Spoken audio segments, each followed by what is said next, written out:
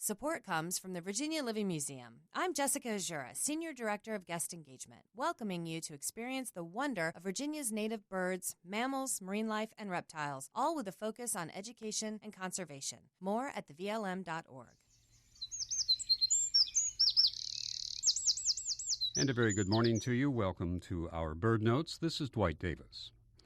Naturalist John Burrow opens one of his most famous essays, A Sharp Lookout, in this fashion. One has only to sit down in the woods or the fields or by the shore of the river or the lake, and nearly everything of interest will come round to him. The birds, the animals, the insects. And so it is, even when one is not in the woods. Sit still and wait, and you'll be surprised at what you see, as I was last week. Sitting on my porch, I saw a bird on the sidewalk. It was obscured by a bush at first.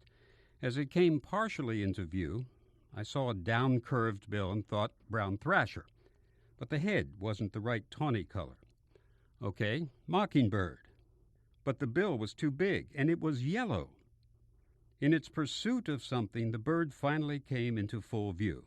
A yellow-billed cuckoo, trying to catch a cicada on a sidewalk in suburbia.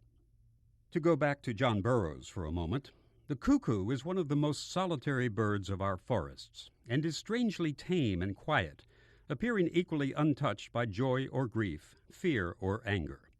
Something remote seems ever weighing upon his mind. His note or call is as of one lost or wandering, and to the farmer is prophetic of rain. The yellowbill will take up his stand in a tree and explore its branches till he has caught every worm.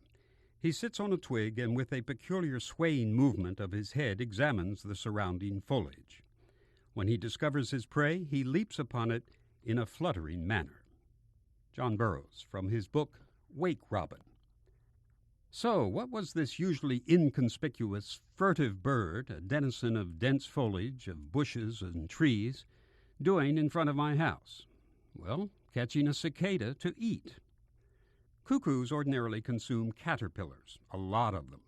But this time of year, the yellow-billed cuckoos are fattening up, fueling up for their long autumn migration to South America.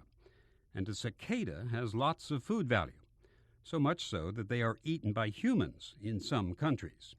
This particular cicada was not able to fly. Apparently its adult life, which is very short, was ending. These insects spend most of their lives underground, and then emerge en masse in 2 or 5 or especially 13 or 17-year cycles. Why 13 and 17, those peculiar prime numbers, one wonders. The science fiction-looking adults emerge to provide a loud buzzing background to hot summer days, then mate, deposit eggs, and die. So this yellow-billed cuckoo, this secretive, handsome, streamlined bird, not often seen, but more often detected by his strange song from within the summer foliage, this bird briefly abandoned his obscured perch and pounced on the cicada on the sidewalk to get ready for his journey.